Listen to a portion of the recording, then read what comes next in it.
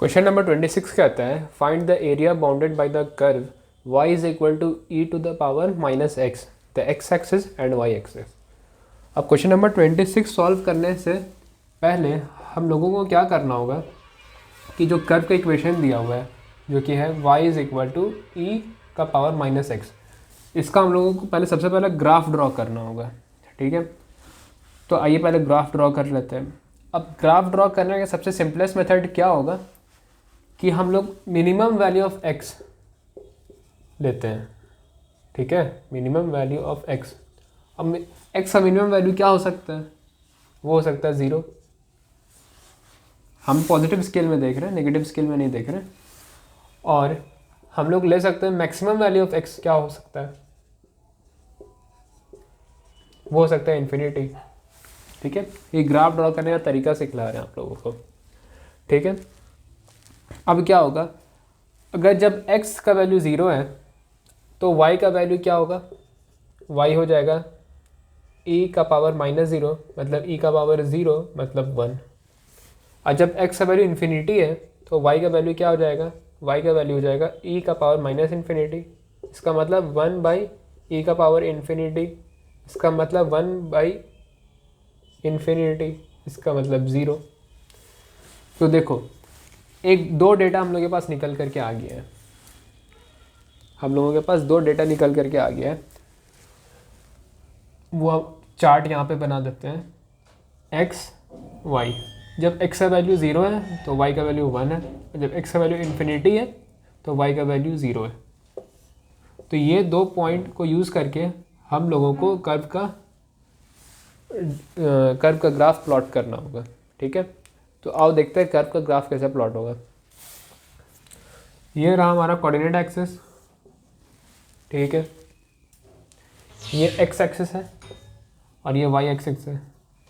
ठीक है, अब x 0 है मतलब यहाँ पर एकदम, तो y का वैल्यू 1 है, तो यहाँ पर y का वैल्यू 1 मान लेते हैं।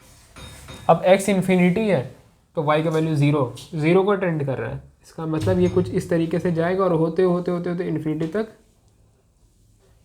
तक 0 हो जाएगा। ऐसा कुछ एकदम टच नहीं करेगा, इन्फिनिटी पे जाके टच करेगा। ठीक है, तो ये ग्राफ ड्रॉ हो गया हम लोग का। अब पूछता है area bounded by the curve. ये रहा कर्व, ये रहा y एक्सेस और ये x एक्सेस। इसका मतलब एरिया अंडर द कर्व, ये वाला एरिया शेडेड एरिया जो है ये हम लोगों से डिमांड किया गया क्वेश्चन में। ठीक है, तो हम बता चुके हैं पहले भी कि जब भी एरिया अंडर द कर्व का क्वेश्चन आएगा, इक्वेशन का कर्व का इक्वेशन लेना है और उसको इंटीग्रेट कर देना है। ठीक है, तो अब स्पेस कम होने की वजह से बोर्ड को इरेज कर देते हैं।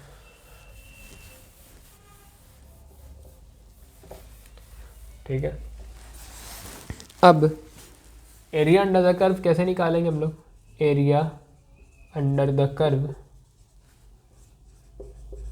वो हो जाएगा integration of y with respect to x, limit हो जाएगा from x is equal to 0 to x is equal to infinity.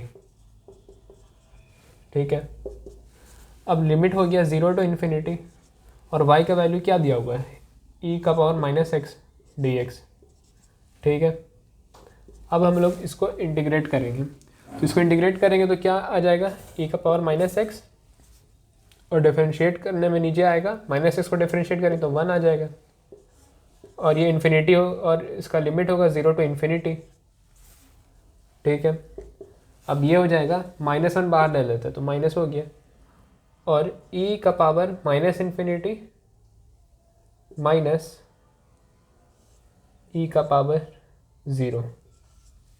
ठीक है, अब अगले स्टेप में हम लोग लिख सकते हैं इसको, माइनस बाहर ही रहेगा, e का पावर माइनस इन्फिनिटी को लिख सकते हैं हम लोग 1 बाई ई का पावर इन्फिनिटी माइनस 1। ठीक है, अब हम लोग इसको यहाँ पर लिख रहे हैं अगला स्टेप। अब ये हो जाएगा माइनस, अब देखो 1 बाई ई का पावर इन्फिनिटी हो जाएगा 1 अपॉन इन्फिनिटी माइनस 1 और ये हो जाएगा माइनस ऑफ 1 बाई इन्फिनिटी 0 होता है और ये -1, माइनस माइनस प्लस हो जाएगा तो 1, तो 1 स्क्वायर यूनिट हो गया हम लोगों का आंसर।